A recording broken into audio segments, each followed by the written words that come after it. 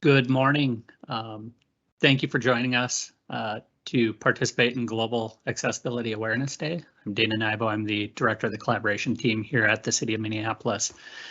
We oversee the work of the City of Minneapolis public website and are working hard to ensure our public communications are accessible for all users of our information.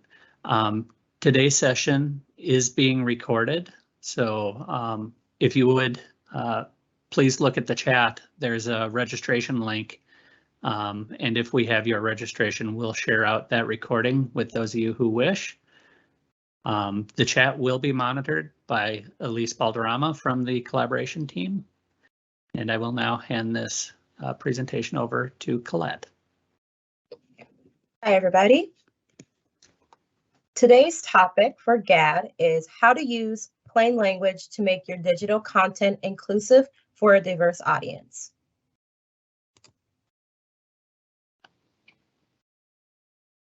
Then we'll talk more about population and accessibility. From a civil rights and city perspective, people with disabilities are underserved by today's digital services. You can see that 1 billion people worldwide have disabilities, and that's from the World Health Organization. Next, we'll do welcome and introductions. Each person will introduce themselves. Dana? Thank you. Again, Dana Nybo, director of the collaboration team here at the City of Minneapolis. As I had mentioned, we're responsible for the City of Minneapolis public website, as well as working on digital equity within the City of Minneapolis, partnering with Hennepin County and Minneapolis Public Schools. Hi, everyone. My name is Coletta Brome-Lepala. I'm also on the IT collaboration team. I have a bachelor's in English in professional writing and creative writing, and I'm also the founder of writingwithcolor.org, which provides diverse writing advice. Good afternoon. My name is Karen Moe. I use she, her pronouns, and I am the interim director of neighborhood and community relations. In our department, we house the American with Disabilities Title II project coordinator. As well, we have staff that are dedicated to working with city departments and residents to assure accessibility in all aspects of city life. I also like to consider myself an ally for making change within the city system to assure accessibility for all of our residents. Thank you. Hi, I'm Lynn Fig. I also am a member of the IT collaboration team. I have a master's in education and web development and design, and I'm helped leading the user experience design and web accessibility at the city. All right, let's get started. Here we have a very confused Charlie Brown and his teacher going, wah, wah, wah, wah, wah, wah. Charlie Brown struggled to follow the new school unit nonsense. Without even knowing it, our content can be saying a whole lot of nothing to our audience. Today, we'd like to help you communicate with your diverse audience in a way that's simple, clear, and inclusive. So today we'll learn the benefits of using plain language, how to write in plain language, making your content accessible and inclusive, and readability and accessibility tools. So plain language. Plain language is communication that your audience can understand the first time they read or hear it. You're using plain language if the person reading your information can find what they need, understand what they find, and use the information to meet their needs. Plain language is clear, concise, and organized in a way that helps people get the most out of your content without having to try too hard to understand what you mean. Gobbledygook, the enemy of plain language. Gobbledygook, also known as gibberish or jargon, is essentially language made meaningless by being too complex for the average reader to understand. Now, you might know what you're trying to say in the same way a surgeon knows the terms of their practice, but the average reader may not. So to the visitor, it goes over their heads. So imagine you went to the doctor for a checkup, and after looking you over, they say, you have anacrocryptosis. Now, you might be confused, start to panic. You might certainly need an explanation as to what that word even means. Well, this mouthful of a scientific word is just a name for an ingrown toenail. You might be writing gobbledygook if your text has an abundance of specialized terms and jargon with no simple explanation as to what those terms mean. Can only be understood by subject matter experts. This doesn't help the everyday people whom you're actually trying to reach with your words. Leaves the readers with more questions than answers, and use long, complex sentences that seem to go on and on and on. So why to use plain language? Here are some of the benefits. The benefits.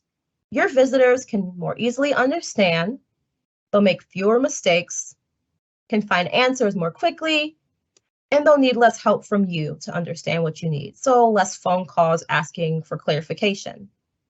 Another thing to keep in mind that plain language is accessible and inclusive. Keep in mind that your audience is made up of a diverse group of people from all matters of English speaking levels, cultures, backgrounds, and abilities. Someone's going to explain more about the 3-second rule. 3 seconds. Studies have shown that 57% of visitors will leave the site if the page they have landed on that they're looking for takes more than 3 seconds to load. 80% of these visitors do not come back to the website, and almost half of those communicate to their friends about the negative experience. So again, very important to be clear and concise and immediately let the website visitor know what the page is about. Plain language provides a win-win-win. It improves accessibility and inclusivity. It improves readability and scannability. And it improves findability, which you'll often hear us use the term search engine optimization or SEO. Colette? All right, so here we have 2 sentences. One is a before, which is pretty complex and elevated and says, our individual and collective behaviors make a difference. Whereas the after is what each of us does and what we do together makes a difference. Just looking at these 2 sentences, which one would you rather read? It's the same content, but one's written in plain language. I personally find the after more pleasing to the eye. It gets to the point and uses simple and clear words. How to use plain language. You design for easy reading. So here are some guidelines when it comes to using plain language. You want to write for your audience. Focus on what users want and need to know, not simply what you want to tell them because you think the information is cool or you have a bunch of text and you just want it on the page. Guide them through the information, and that comes with being scannable, which we'll discuss later on, and you want to design for easy reading. So what you want to keep in mind is that you're writing for the audience and not experts. Assume your audience is new to the subject and may not know all the lingo and terminology that you personally know as an expert. You want to use plain language everywhere. It's important to use plain language on all your channels of communication, so not just your websites, but social media like Twitter and Facebook, any newsletter, emails, text. Essentially, anywhere where you can communicate, you want to use plain language. That's called multi-channel or omni-channel communications. So how to use plain language? Well, here's what to do. You want to keep it simple. Remember, less is more. It's best to get to the point instead of filling a page just for the sake of filling the page. Use active voice, and we'll get into that a little bit further on. Group your content to make it easy to scan, and use readability tools and resources to improve your content. And we'll also provide some tools for you later. A tip is to write for a 6th to 8th grade reading level. Most people, the average person, reads at a 6th to 8th grade reading level on the day-to-day, more specifically a 6th grade reading level. So you want to refine your content if the readability is above that grade. So what to avoid? Slang, humor, and clever language does not translate universally to all cultures and abilities. Sarcasm and jokes could very well be taken literally, depending on the way someone thinks. Now, this may depend on context and audience, but make sure it's the right time, excuse me, place, and audience for these things. Now, when you must use jargon, give a short summary of what those words even mean, a definition, and when it comes to acronyms and abbreviations, you want to spell out what they mean in the first instance. Unlearn what you learned in school. In school, we're taught the more words, the better. There's word counts to meet for papers. You get marked up and told more details when you summarize what you know in 1 to 2 sentences. And math teachers insist that you show your work. This can result in long, drawn-out sentences just to fill the space, saying the same thing in different ways as we talk in circles. And this may be fine among peers or experts and within certain settings, but concise is usually better. Your audience is not an expert, and you really want to keep that in mind. So when you're communicating with your diverse public, the goals are different. So what you want to do is remember that concise is better, use short sentences and paragraphs, and get rid of unnecessary words and clutter. Too far back in the past. So here we have an example from one of my favorite shows on Food Network. I always have the channel on. We have a chef who made what he describes as a breaded chicken piccata with lemon jasmine rice, in which the judge responds, "This is chicken nuggets." This is a prime example of being complex because you feel the need to use big words versus simple, plain language. When in fact, if the dish is chicken nuggets, let's just call it what it is. So when it comes to simpler language, remember that plain language is good customer service because it means people can actually understand you. It is not good customer service to confuse your readers with terms they don't understand, which is where the concept of a $10 word versus a 10-cent word comes to play. So be concise with your words as if you must pay to use each one. The more complex the word, the more it's going to cost. So you have a word such as category, which could easily, you could just say group. Beneficial becomes helpful, component, a part, demonstrate, show, utilize, use, and in the event of, you can just say if. More on simpler language, use contractions such as your, will, should have, could have, would have. These are generally easier for folks with English as a second language to understand. The only exception would be with negative contractions such as do not. It's preferred to just say do not when it's a negative form. But on a positive note, try to write positively. So what to do, where to go, how to do it. It's best to tell people actually what they can do and not only what they cannot do. And use the simple words that people actually use when they search. That's going to help people actually find your text and relate to it. So when you have a word such as property valuation, people might be confused versus, say, market value, which is something that they very more likely would search for and know. Keep sentences short. It makes it easier for readers to scan and understand. Remember, a shorter page is a better page. You're less likely to overwhelm people and more likely that people will actually read your page in full. And another important thing is simple text is easier to translate into other languages. So this is a great resource. We're going to put that in the Q&A. HemingwayApp.com is our favorite free resource. You definitely want to bookmark this website. So this is what Hemingway app looks like. You can plug in any amount of text and it will give it a grade level overall, and it'll give great resources on how to improve that writing and make it simpler. So it'll note the hard to read and very hard to read sentences. It'll note words that have simpler alternatives, adverbs that aren't doing their job, and also passive voice. So great resource, definitely something you want to keep on hand. So here we have some text that we did plug into Hemingway. This was on our City of Minneapolis website, but we did transform it, and we'll show you the before and after.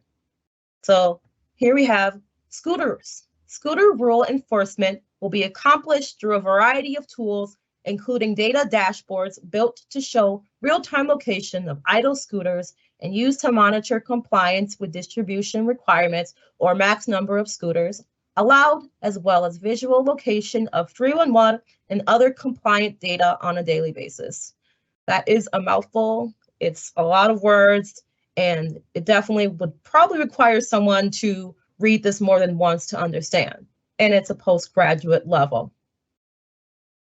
So we transformed that. And now it says, we use many tools to enforce the scooter rules. Data dashboards. We built our dashboards to show real-time location of idle scooters, check that scooter companies release the right number of scooters. This includes not going past the max allowed, and watch 311 and other complaints daily. So this brought it down to a grade level 4, much more easier to read, I think. Again, which one would you prefer to read? Links. So when it comes to reading links, you do want to use clear and descriptive terms. So buy parking permits, apply for the garden program, versus click here, see more, learn more. If you imagine someone is using a screen reader and they're going through a page, coming across click here, see more is not going to be helpful for them to quickly navigate through a page. And it's really not helpful for anyone. So it's best to be real specific on where those links will go. Another thing to keep in mind is to put those important links at the end or below the paragraph. That helps it stand out versus in the middle of the paragraph. And you want to avoid underlining text that's not a link, as universally that underline tends to mean that that's a link. So consistent use of links will help people find their way.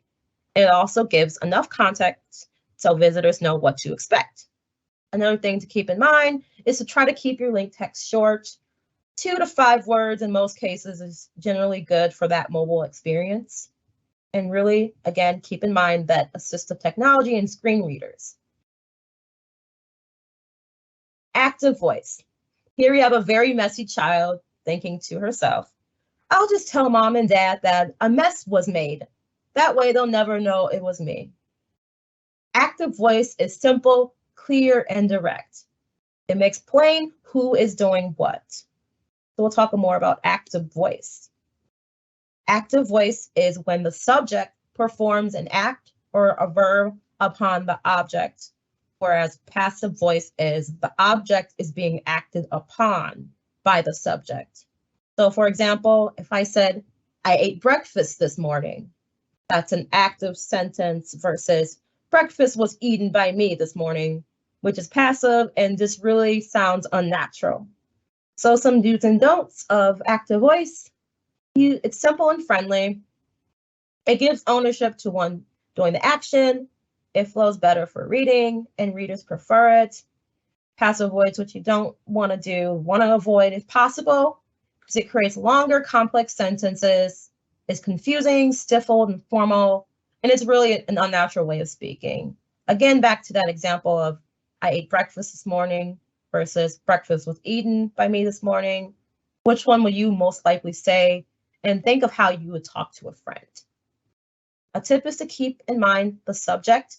The subject should act rather than be acted upon.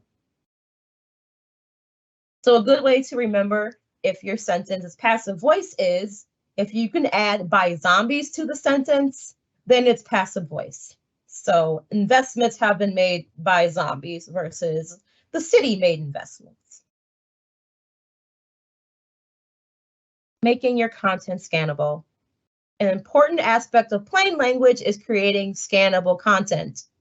Remember that 3-second rule that Lynn mentioned. You do not have a lot of time to capture your audience and let them know that they're in the right place. So scannable content actually allows visitors to skim over content and sections to understand a page within seconds. One way to make scannable content is to use headings. Use short paragraphs with descriptive headings. You want to keep those paragraphs focused on a single ideal and break up your text to make it easier to scan. So think about when you're moving. Moving is not great, but what may be worse is the unpacking everything after you move. A lot of unpacking can wait, but there's always something you need on that first night, whether it's a toothbrush or a fork to eat your takeout. And it's much harder to find anything if you don't label any of your stuff, any of your boxes. So imagine the frustration of having to rip open every box just to find that toothbrush or fork, and it's in the very last box that you open. That's the experience of readers that must go through all of your content just to find what they need if you do not make it scannable. Now imagine how easy it would have been if you labeled those boxes. And you can break it down even further. You have kitchen stuff, and from there's silverware, pots and pans, spices, appliances. You can organize your content in the same way with these topic sentences that then go into further detail, again, using short paragraphs and short descriptive headings. Use lists and bullet points. You want to break up your text with bullets and lists when you have 3 or more items, instead of multiple commas that will create a very long sentence in most cases. Now, if the items are steps, as in the order matters, you'd want to use numbered lists and begin that list with a heading or an introductory sentence. So here we have some examples: how to drop off donations, and then there's a step-by-step guide on how to do that. Ideas for the budget come from many sources, including, and then you have all the sources for ideas for the budget. Something to keep in mind is that you want to be consistent within the list with your punctuation. So if you have full sentences, keep it that way for every item and use periods. If you don't have full sentences, don't use periods or punctuation and keep it the same throughout the list. It's just a better experience. And finally, tables. You would want to use tables for data and add labels and values to those tables. It's good for screen readers if you fill in all of the data within the table, so avoid leaving blank spots in there, and also keep those tables consistent. Consistency is key, so switching from dollars to cents can be confusing. Here we have an example from the City of Minneapolis website of some content. This was before we transformed it with plain language principles. Before, we really focused on the process and not the people. It was about getting information out there, maybe even more information than we needed to, and throwing it all on the page. So if you look here, there are some lists. It's very long. There's words that are a little more complicated. It's not very friendly, professional. It's not what we really want to dive into. Whereas we have a transformed version, which is now on our website. Now, instead of focusing on process, we're focusing on people and what people want to know. This is one of those plain language guidelines, if you remember. Focus on the want and need to know. So if you look over here on this much better page, you can see some principles that we applied, and I'll just take a few moments to let you look at it and just note any principles that you see here.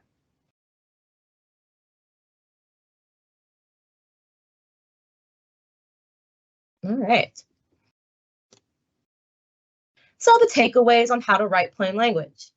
Write simply, be concise, use simple words that people use and search, use short sentences and paragraphs, and use descriptive links. Active voice makes your words friendly, direct, and clear, and make content easy to scan with headings, bullets, and numbered lists, and tables for data. So here's a challenge for you to try this yourself. Take some of your organization or your city division's content. Copy and paste that text into HemingwayApp.com, something you definitely want to bookmark. Now, what's the readability score of that content? So use what you've learned today to improve that content and transform that content to a grade level between 6 to 8. Something to keep in mind when it comes to transforming content and making it plain is that it's about progress and not perfection. You'll get better the more you try. You might even transform some content and go back and say, well, I can make that even better. So again, it's about progress and not perfection. So now Lynn will talk more specifically about accessibility. Thanks, Colette. We need to remember if we're not intentionally inclusive, then we are unintentionally exclusive. Being accessible is more than just making your language plain. We need to think about people that are temporarily abled or disabled. We often think of people using a screen reader for life, but that's not always the case. There are several reasons where people might be temporarily at a disadvantage. For example, you might have laryngitis. You might be unable to speak. You might have an ear infection. You're unable to hear, or perhaps you're on a noisy bus or in a noisy restaurant. You forgot your earbuds and you're not able to watch a video. You might have a broken wrist, might be unable to use a mouse. Or perhaps, in my case, I might have forgotten my computer glasses or my cheaters, or perhaps you have cataract. So those are all things that we can keep in mind as we're making our content accessible. We should also think about our audience. So once again, it's not just people using a screen reader. We need to think about being inclusive. We need to think about race and ethnicity, nationality, culture, gender, sexual orientation, different disability types, mental health, education level, and so forth. Diversity takes many forms.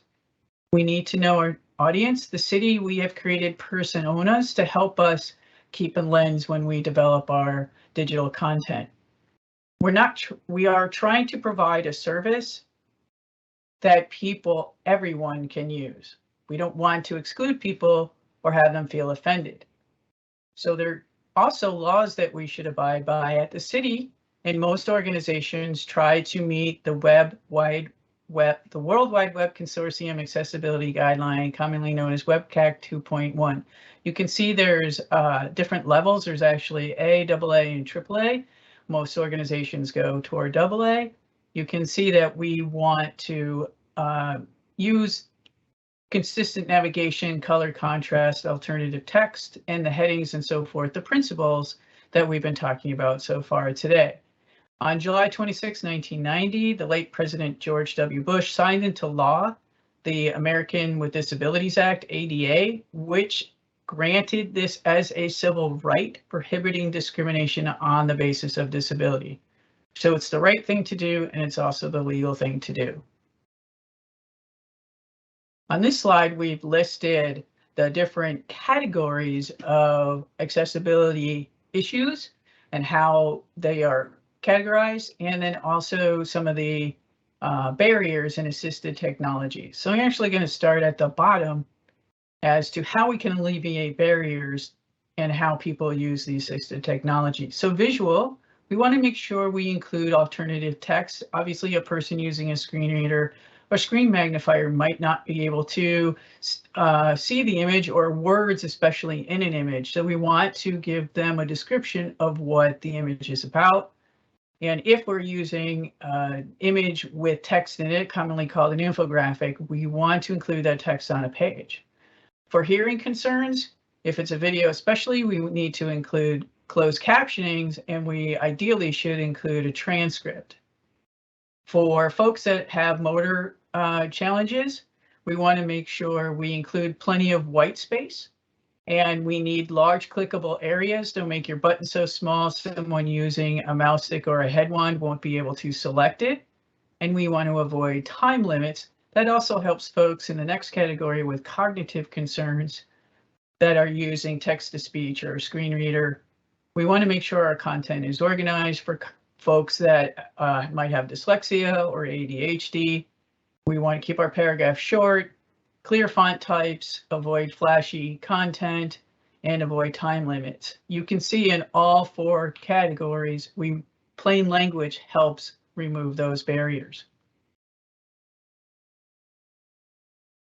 Colette? Hello. So inclusive language also goes hand in hand with accessibility. You want to use people first language. So you say person with disabilities versus disabled person, which emphasizes disability versus a person. Gender neutral language. Human made, firefighter, partner, spouse. Those are gender neutral terms versus saying man made, fireman. Include alt text for images and describe your infographics. So any image that has words in it is considered an infographic. Screen readers cannot access that text. So you want to include alt text for all images, or also add the text right on the page wherever you have that infographic at. Avoid othering or demeaning language, such as differently abled or victim, and really just educate yourself. Language is evolving, standards evolve, use references, do your research, and really just stay up to date when it comes to accessibility and being inclusive. So a great resource is the AP Style Book. There's a website. So it is a paid feature, but there are free resources such as their guidelines on inclusive language for race, gender, and disability. Anyone can access that for free on their website. So some takeaways on accessibility. Being inclusive means thinking of the needs of many groups. Your website is accessible if people with disabilities can use your website. It works well with assistive technology and can navigate with devices other than a mouse. How to make your content accessible. Learn those accessibility laws, the best practices, and the guidelines. Keep in mind the common disability areas such as visual, hearing, motor, and cognitive, and add accommodations such as alt text, translation, white space. And remember to use inclusive and preferred language. Do your research, stay up to date. So don't get sued, be accessible and inclusive. Len's going to talk more about some web tools that you can use to improve readability and accessibility. Thanks, Colette. As you can see on the next slide, there are several web tools available. We've broken them down to free with paid features, and paid subscription. So as Colette has already mentioned, the Hemingway app is a great resource. We use it on a daily basis. Microsoft Word also has readability functionality in it. And if you experiment, they actually have a speech functionality as well that you can take advantage of. The free with paid features include Google Analytics and Grammarly. And at the city here, we use Site Improve. It's a paid subscription. It is a great resource for finding broken links and misspellings, and also accessibility and readability scores. So specifically in accessibility, I would encourage you to experiment and download free Chrome browser plugins, Wave and Colorblindly. It's all you have to do is attach that plugin to your browser, click the button, and it will show you any accessibility issues with Wave. And Colorblindly gives you different choices to see if a person is perhaps red-green colorblind or just sees different shades. So it's a quick, easy, free tool for you to check your contrast. Also, Site Improve can help with accessibility. It has a module for that. Reference guides for inclusivity in plain language. Plainlanguage.gov is a great resource. They have a checklist. There's the Disability Language Style Guide. Theorassist.com, always have trouble with that word, and the AP Style Book is a free with paid features option as well. At the city, we have several resources that we use and follow. On the public website, in our About This Site section, you'll see we have not only our internet privacy policy terms of use, we also have a page dedicated to accessibility, content creation guidelines, content best practices, audience and brand voice guide, our web style guide, and our website story has some background. So those are resources everyone in the city can use, and also anyone from the public can reference. So what we learned today are the benefits of using plain language, how to write in plain language, making your content accessible and inclusive, and some great readability and accessibility tools. So we do have a cheat sheet available to you. If you prefer, we can send this to you, which goes over all the principles we discussed today, as well as some bonus content that we did not get to today. So it's a great resource, I think, to keep in hand, to remember all those plain language and accessibility principles. So these are just some of our resources that we can also provide for you. And otherwise, thank you. Hand it over to Dana. I want to thank you for making accessibility a priority and spending your time with us today. Our team here at the City of Minneapolis wants to support this not only within our enterprise, but in our community. So if you have any questions or need any support in these areas, please reach out to us. Thank you.